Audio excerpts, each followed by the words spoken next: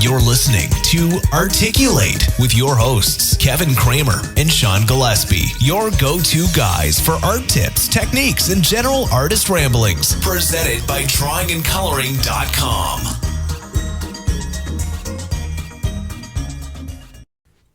Hey everybody, welcome to Articulate, the podcast where we talk about everything art. And in this week's podcast, got an interview. We have a special treat for you this week. Real special treat. We actually have probably our most notable and most successful guest that we've ever had on the show. Grammy award winning. Grammy. That's not just for music. You can win a Grammy for art. Didn't know that. Did you? Blew my mind. I didn't know that. I didn't know that until we met this guy. That's right. Kevin met this guy. I met this guy. He's got an interview. Tell him who the guy is. Rob Jones is the interviewee this week. Yep. If you know any of Jack White's artwork. White Stripes, ever heard of them? Maybe Dead Weather, anything like that. Did he do the Dead Weathers too? Yeah. I did not know that. I haven't heard the interview yet. He lives in Austin, Texas. Whoa! So, mine on the ground. It's going to be awesome. He's got some good information for us. Yes, he does. Hopefully. Lots of insights. Stay tuned. Right? So, let's just get into it. Hi, everybody. Welcome. This is Kevin Kramer, and on the call today, I have I'm very excited to have this guest, is a Grammy Award-winning, if you know any of Jack White's artwork, or not his artwork, but the posters or anything that you have seen by the Dead Weather, anything like that, this guy is the guy who created it, and I am very excited to have him on the call today, and welcome Rob Jones to the call. Hey, but not all of it. I mean, well, not all of it, but I'd say most of the iconic stuff, huh? No. Well, for posters, yeah. Right. But okay. That's what I'm talking about. Posters. We'll clarify that. Posters. First album cover, but the second album cover for Dead Weather, that was a lot more bands back and forth with the photographer. Okay. Well, that's kind of some of the stuff I wanted to get into too, but we'll talk about that in just a little bit. First, I kind of wanted to see just kind of where you obviously are a poster artist. You do kind of graphic design stuff, but what have you had any kind of formal training or any kind of specific background that kind of got you into that? I started off my college education's English with a minor in classics, and then I had a couple semesters at Savannah College of Art and Design studying funny books. Okay. And then I left that to go pursue a master's degree at University of Texas for advertising. Okay. And that's actually where I got my first training in Photoshop. Oh, wow. Okay. And that consisted of 30 minutes showing us how to use the clone stamp tool. That was it. Nice. I'm not kidding. That's what my money bought me. Awesome. That's money well spent, I'd say. Oh, I take it back. They also said never do your text for your ads in Photoshop. Always do it in Quark. Really? And back when Quark was still viable. But frankly, I pretty much 90% of the stuff I do, I still lay out my text in Photoshop. I could give a shit. That's what I do. So you do, okay, so that's one of the questions I had about, because you do a lot of... Unless the client specifically requires a file, like say, I just did the through work for the Criterion edition of Repo Man, so I had to lay out like a 70-page booklet. Oh wow! That I had to do all that text layout in InDesign. So that was that's okay. That was fun. That's more InDesign's a little more tricky than Photoshop. Well, especially since I'd never used it before, so I had to train myself within half a day. Nice. Yeah, that's one of the harder ones to pick up. I haven't been able to pick that one up too quickly. No, I'm an old dog, so I don't learn new tricks too well or too easily. Okay. So you did a little, so not too much training specifically on kind of poster art itself, right? No, that was my training for poster art really came about after advertising school, I had a book, sent it out. I would get I got a lot of positive responses and a lot of interest in my book, and then I would fly out and completely screw up the in-person interview. I was just terrible. I reflect. I usually whoever's interviewing me, I'll be more like that person. I got interviewed by a lot of dullards, and I would be completely kind of quiet, not want to be too over the top. Right. And I would I'd hear a response back through a third party saying, "Yeah, Rob was really boring." I was like, "Really? Shit, well, that guy was boring." I was just playing with that guy. Yeah, I couldn't close the deal. So I was doing weird freelance work, a lot of storyboard artwork for various agencies around town or in San Antonio. And I started doing gig poster art for a buddy of mine who was in this awesome band called Pink Swords. Yeah, that's one of the posters. If you go way back, I had to actually go to gigposters.com to actually even find these. And that was one of the things I was looking at, because those, what you just said about basically the comics and stuff, right? Yeah. Well, the thing about doing the Pink Swords was they were playing out a lot, like sometimes twice, 3 times a week.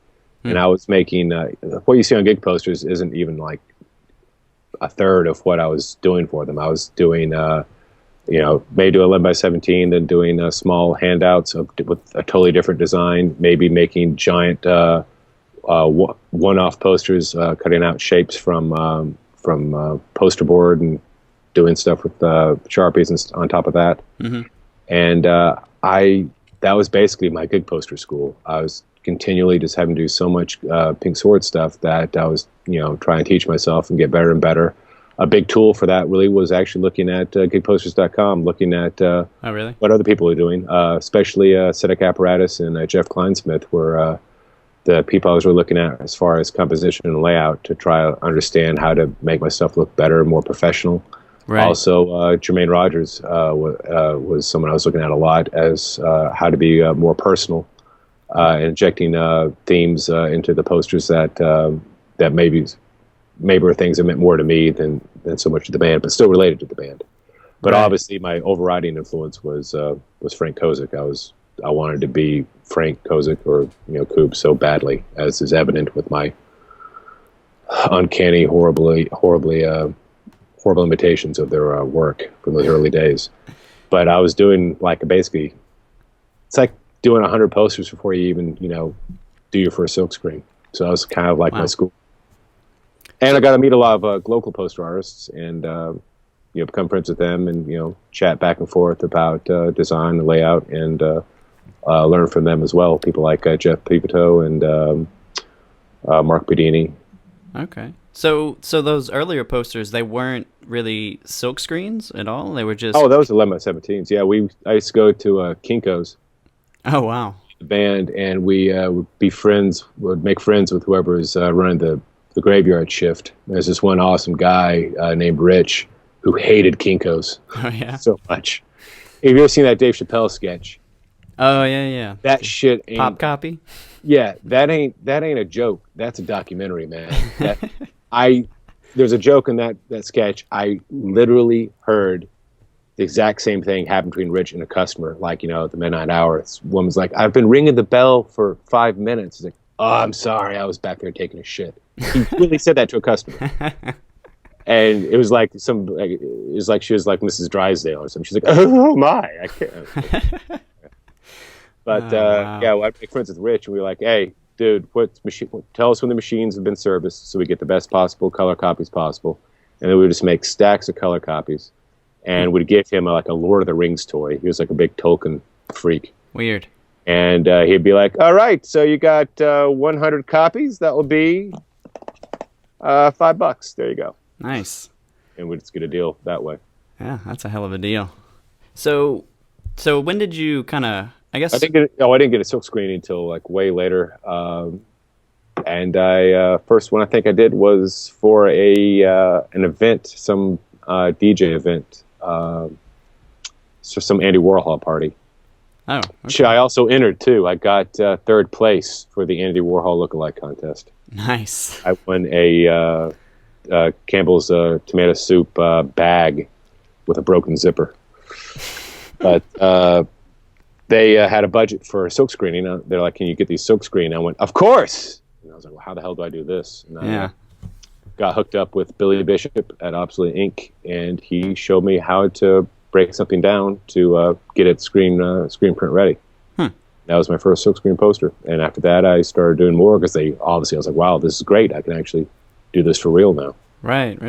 And the thing about silkscreening is that was the final component, really sharpened me up my design skills because you don't have as many options. When you're doing 11 by 17, you can do it at Kinkos. You have a million colors and do whatever the hell you want. But when you have a silkscreen and you got a budget, if you can keep that to 2 or 3 colors, that's what you have to do. It makes you think more, and the end result generally is going to be a lot bolder and have a lot more punch. Right. Than, some kind of crappy million color print.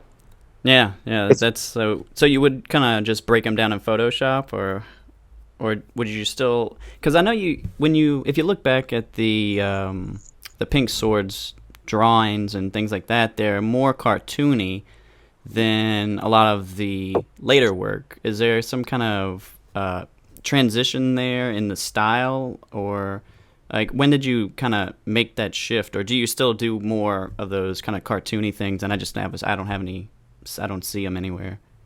Well, what happened really for that was actually work at the White Stripes. I was still doing posters like that. I did a couple for actually 3 for Turbo Negro like that, and Cramps and what have you. But when I got lucky as balls and got White Stripes, the problem was it was such a quick deadline. They'd need posters for the entire tour, or 5 posters by the next week or something weird. Right. And I could either spend time trying to draw that stuff, and I'm really meticulous when I illustrate stuff. I'll draw it 30 times in pencil, just redrawing, trying to refine it. Right. Before I even begin trying to ink it. And then when I ink it, I get really crazy. Yeah. That eats up so much time. And then say I present it, and then if Jack would say, "Yeah, I'm not really a big fan of this," then I just wasted 3 or 4 days. Whereas if I can cobble something together, with found images and manipulations, then I could probably get the work done that needed to be done a lot quicker, and even give variations of that. So unless there's an absolute need for me to illustrate something, like I can't find it anywhere else, or whatever's in my head, I can't emulate with images I can find online, then I'll have to illustrate it. The last example that I can name would be the penguin emblem for Underground Northern Lights for the box set. I had to create that because obviously, since there's no penguins in the North Pole, there's no Pacific Northwest Indian art of penguins. But that was actually kind of the point. Nice. Yeah, it's great too, because I don't want to have like a chief come up and go, "Hey, that's my spirit animal. You did. Wait, what the hell are you doing, Whitey?" So by doing a penguin, that wouldn't. I assumed, I might be wrong, but I hope that would not offend any of the tribes there that use that sort of that have that sort of artwork as part of their culture. Yeah. So you actually. I actually contacted a few. I wanted to try to be be real about it and actually hire an authentic, Pacific Northwest Indian tribal artist to do those. Oh yeah. But the first couple I contacted had no interest in doing anything that wasn't authentic to their culture. They didn't want to use that style to draw a penguin, or do that style to draw a 45 Spider or Jack's guitar or anything. Right. I asked, it would be cool if I did that. Is this going to be that offensive? Like, well, as long as you do it correctly. And I was like, all right, well. As long as you do it correctly. Well, I guess you did it correctly enough. So. All right, I'll just stay. I researched the hell of that. Made sure everything I depicted was accurate to the rules I had. So things that are how elbow joints are supposed to be portrayed for animals, how ribs are supposed to be portrayed for animals, how eyes would be portrayed for birds, for fowl. Crazy. And then when you're doing something like a camera, for example, I'd have to obviously improvise because there's no rules that can apply to that. So for like the lens, I'd have a depiction of an eye. Or Right. for the Flash, I'd have a generalized depiction of how they show the sun in their artwork, Huh. things like that, Interesting. and try to work in threes and stuff too for white stripes, Right. idioms. Everything's threes. Yeah. Oh, awesome. So I know that because all of the Jack White's kind of all of the posters, they all have kind of old world looking images in them. Is there some specific resource or something that you kind of just gravitate towards as far as style goes, or is that kind of what he's looking for, or?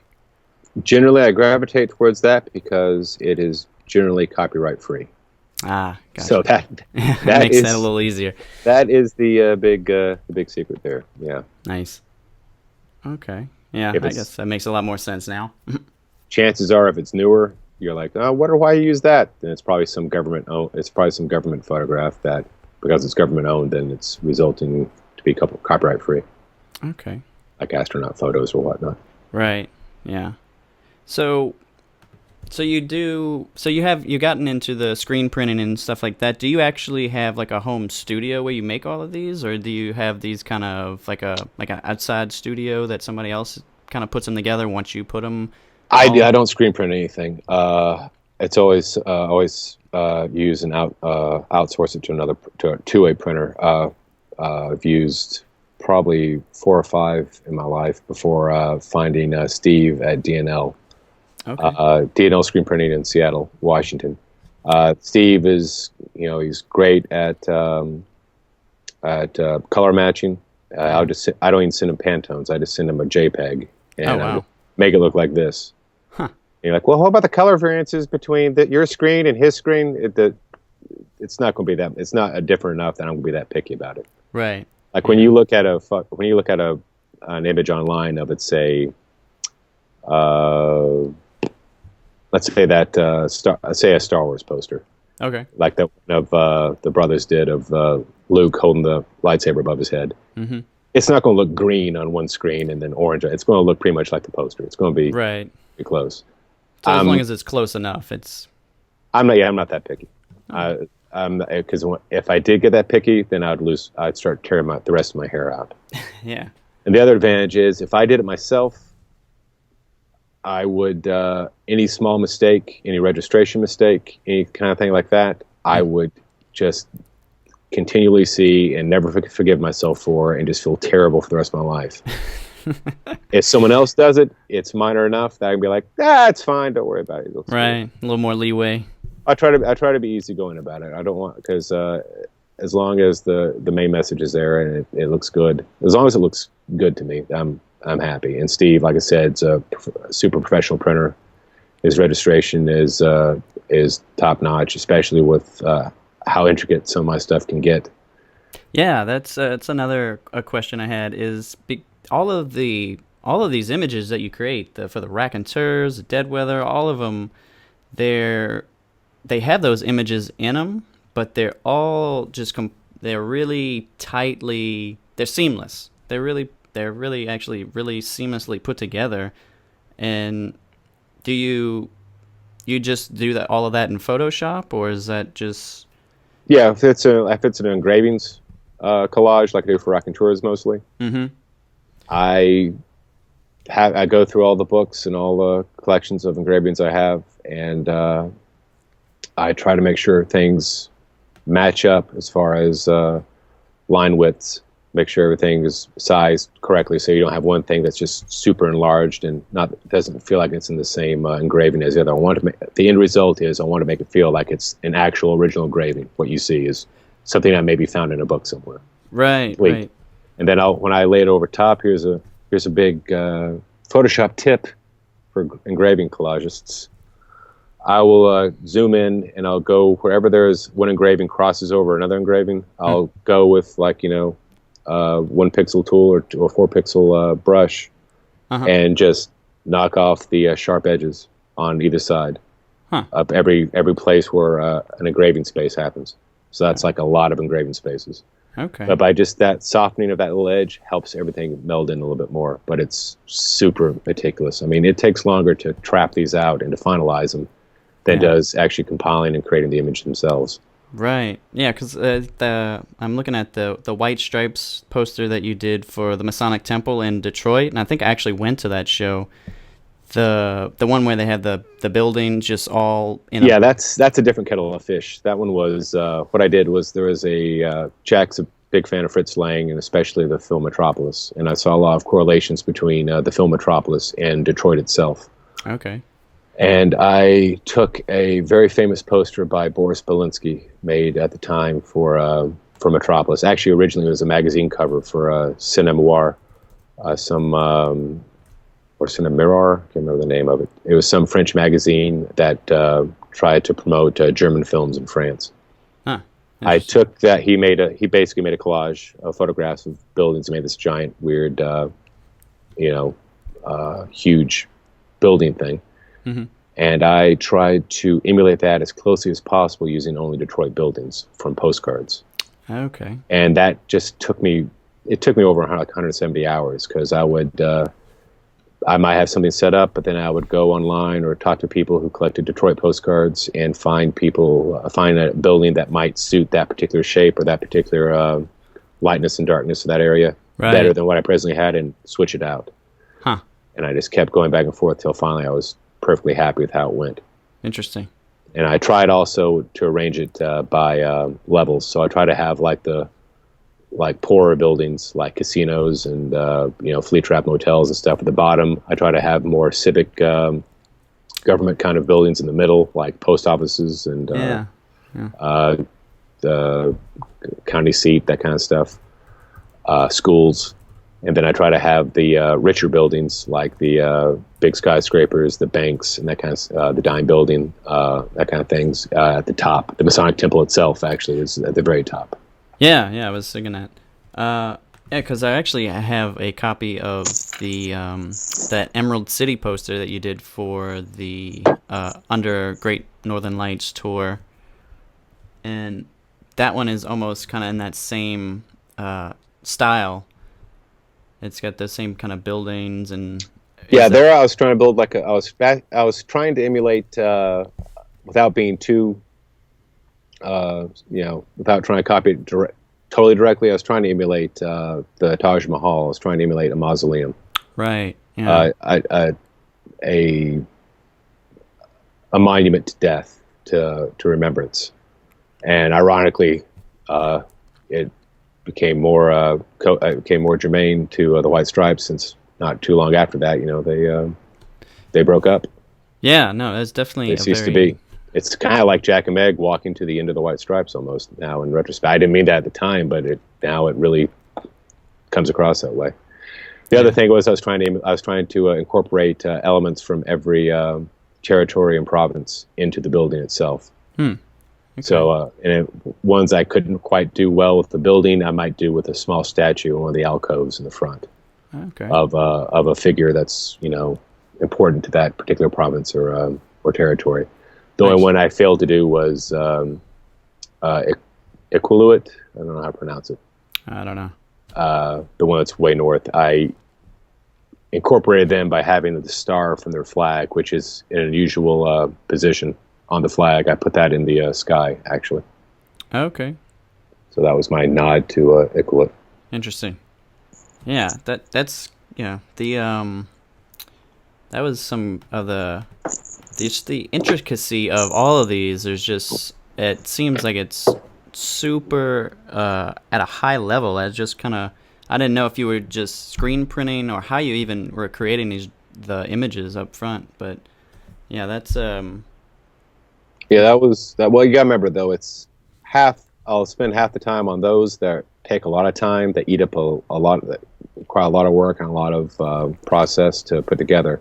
Right. And then I'll have another half that are ideas I know I can put together super quickly. For example, for that particular tour, the Seven Seals series, where I did the 7 chess pieces that represent the various seals broken in the Book of Revelation. Okay. Because I knew it was just chess pieces, so it was easy. That's pretty straightforward. Yeah. Cool. Well, still, I thought it was a great idea because he got it was able to incorporate the equine themes that you see throughout all the Icky Thump interviews and promotional material. I think every interview they did for that album, they would have a shot for the magazine done with them and some sort of horse, whether it be a real horse or a rocking horse or a carousel horse or what have you. Huh. So I was just going to do the first four, the Four Horsemen of the Apocalypse with the night pieces, and then I realized I could use other chess pieces to represent the remaining three seals. You know, the death of the martyrs, the shaking of the earthquake that's supposed to shatter the seats of government. That's the Rook toppling over, and then the return of Christ, which is the king piece. Okay. Seventh seal. Yeah, the reason that's germane to White Stripes is that they one of their big catalog songs is they cover John the Revelator by Sunhouse. Right. Yeah. Sunhouse, sorry, it's one of my Sunhouse. favorite ones. So I was like, "Hey, this is great, man! And it's 777's happening this year, so they're really freaking awesome." So, do you exclusively just create for Jack White or the White Stripes, or not the White Stripes now, but just kind of for him at this point, or do you kind of do a gamut of other things? Like for when I think of the Grammys, I don't necessarily think of artists. I think of more music, and you do more kind of like packaging and layout stuff too. Yeah, I do. Actually, done a lot of packaging. I've done a lot of singles for White Stripes, Raconteurs, Dead Weather, and of course Jack. These past 4 singles for his from his new album, the solo album. Yeah, for Blunderbuss, and then did some record packaging. Did Icky Thump, Broken Boy Soldiers. Sorry, not Broken Boy Soldiers. Caseros Are Lonely. Both Dead Weather albums and of course Blunderbuss itself. Did camera packaging for the Holga custom cameras that those are pretty sweet. Stylophone packaging for the Raconteurs Stylophone. Nice. And various other records for other joints. I did laid out Brendan Benson's solo record 2 records ago, and do some stuff for Mondo. I did the Beyond packaging for that, and of course I art direct all the record packaging for all their vinyl releases. Mondo, what is Mondo exactly? It is the art boutique arm of Alamo Drafthouse. They make primarily silkscreened movie posters, but we're also been getting into vinyl soundtracks. Nice. Vinyl releases of vinyl soundtracks, and also, of course, T-shirts and assorted gimcracks and sweet jujas. Oh, awesome. All right. Okay, and we were talking a little bit earlier, but I guess you said you don't really listen to, you're not so influenced by music, even though you kind of do the gig posters and stuff. What is kind of like I'm influenced by music, but I'm mainly into music that I was into when I'm a horrible old man who doesn't really get much into new music anymore. Like the newest thing I'm into is probably Amanda Palmer. That's sad because it's not sad. She's awesome, but I'm saying right. That's the only one I can name. I can't. After that, I'm kind of stuck. So the newer music and newer bands, you don't really kind of. If you can do it, if you can maintain that youthful exuberance for new music, more power to you. But I think it also involves a lot of going out and catching shows and whatnot. And generally, either I'm just so busy doing work here at home that I don't go out that much as far as catching shows anymore. Yeah. And I don't know. It's just when I do go out, I'm usually like, oh God, can we get home? Oh Lord. We go out to eat or something. I've been standing for 2 hours. Yeah, it takes its toll on you for sure.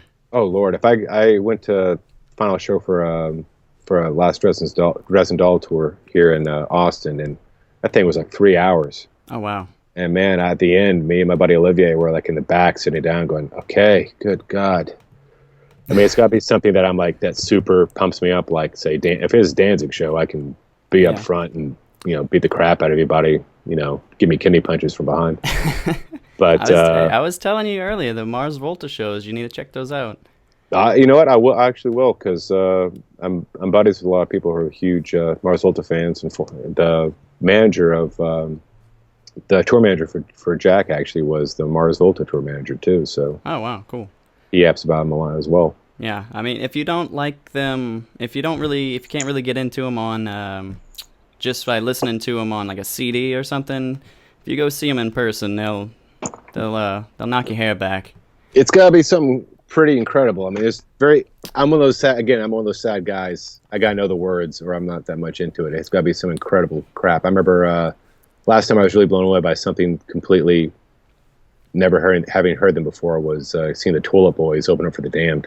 I was like, this is incredible. And then you buy the music and you realize without the performance in front of you, right, the music wasn't that great. Like I was like, well, I don't really want to listen to it. But you see it live, you're like, this is the greatest song ever written. Wow, guy is the greatest front man ever. Good Lord, this is incredible. I mean, plus, I don't think you can see those kind of shows anymore, because they were doing so much crazy pyrotechnics and stuff in such a small venue that I think post all these club fires that have happened. I remember at the end of that, man, I'd smell like kerosene from all the freaking flame stuff that was going on around during that show. It was pretty nutty. Yeah, that's pretty crazy.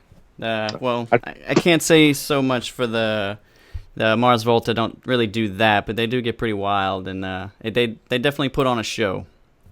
I'll endeavor to check it out. Yeah. I'll endeavor to get out of my wheelchair and roll on up to the front row. Roll up the front row, yeah. All right. Okay. Well, I think that's kind of all the time that we have for today. I'd definitely appreciate you jumping on the line with me today, and maybe we can have another interview sometime soon, or maybe even some kind of video or something.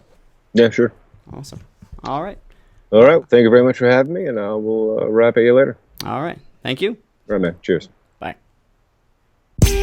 You've been listening to Articulate with Kevin and Sean. Subscribe on iTunes or check them out on drawingandcoloring.com. Always reminding you to keep it simple.